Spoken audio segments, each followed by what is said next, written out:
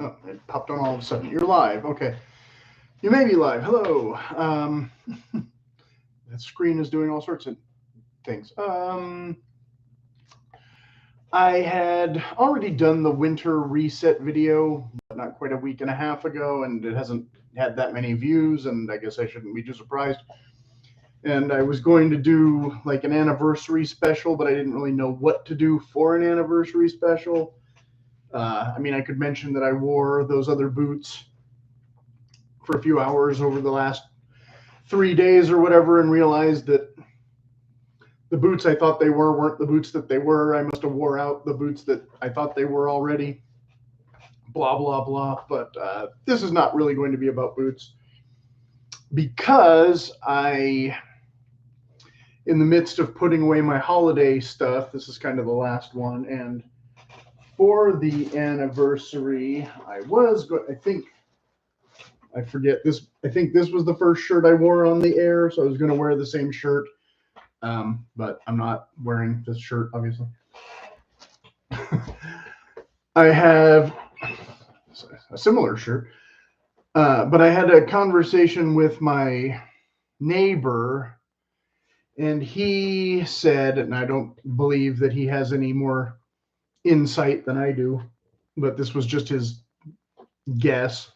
He believes we're going to have a warm, dry winter season. And I don't know if that's true or not. But going back and forth in my head, not sure if it's going to be kind of wet and gloomy or if it's going to be warm and dry. It's making it a little more challenging than I would like to kind of figure out what I'm going to be wearing for the next month. Not so much, well, partly in terms of fabric weight. Like I'm wearing flannel shirts in the evening, but I'm not really wearing them that much in the daytime, or I don't need to, or I can wear a light jacket, but then I'm sweaty, blah, blah, blah. But so I wanted to figure out to a degree, how many flannel shirts and how many other shirts I need to kind of keep out and how many I can put away, for the year. Obviously anything kind of autumny, I mostly already put away. I do have a couple of things that like didn't get worn, like this, that's kind of more of a rust color. So that's kind of an autumny color, and then I have some kind of beige things and whatnot that I'm definitely putting away because winter is not really a beige time of year, even though the hills and things are still mostly beige and brown right now. There hasn't been enough rain to make anything green too much yet.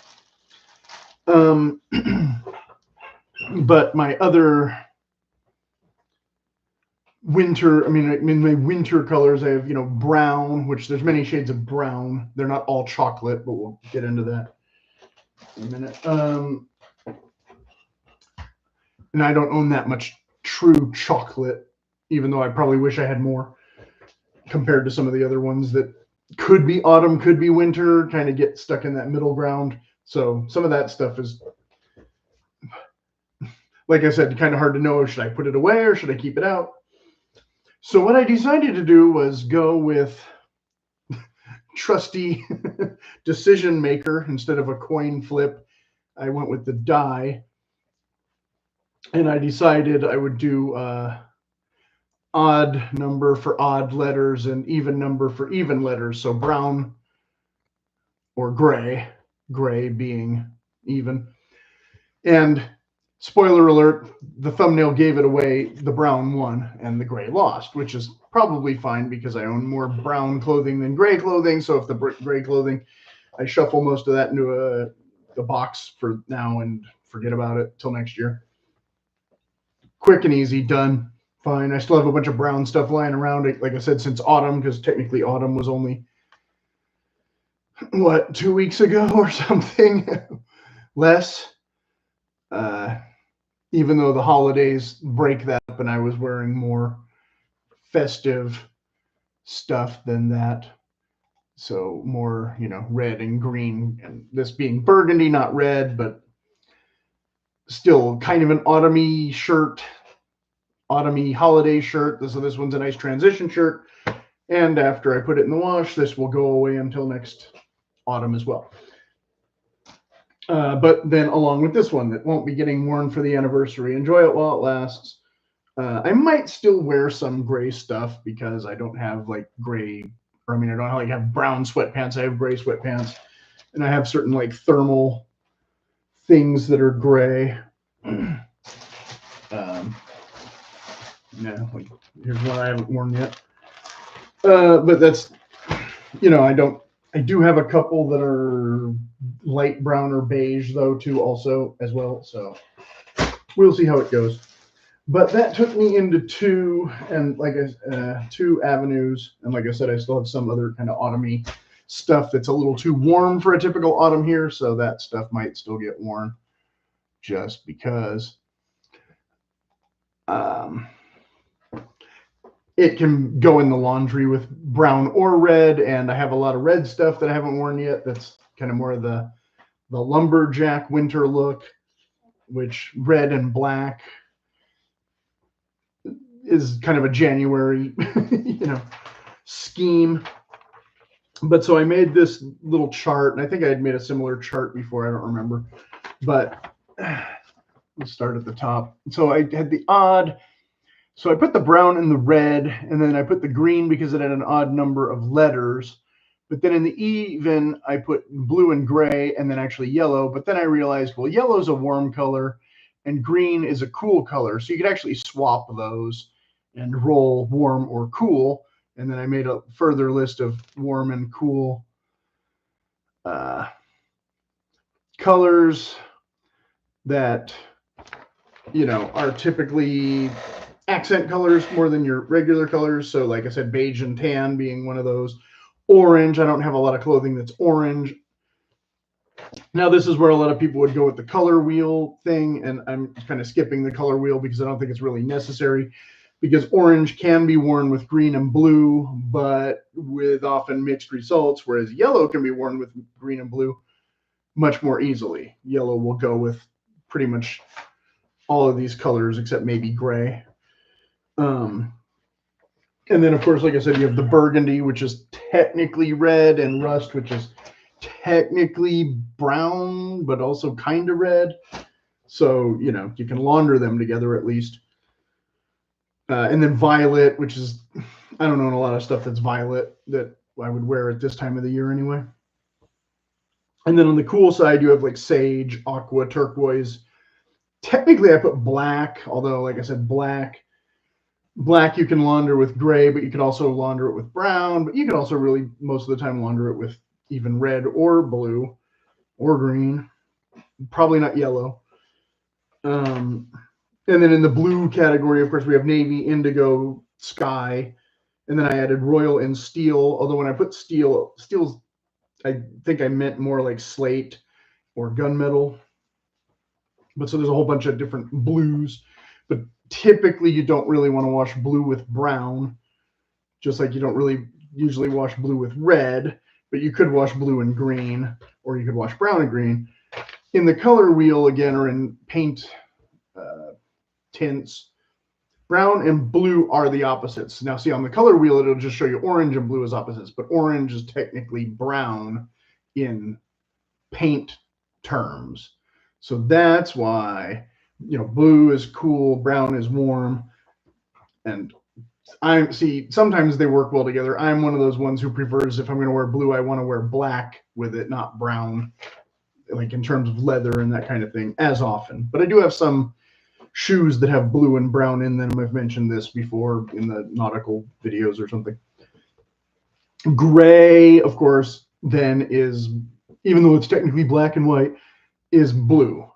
So if you're going to eliminate, that. Now, if you wash, so I was going to show these perfect example shirts.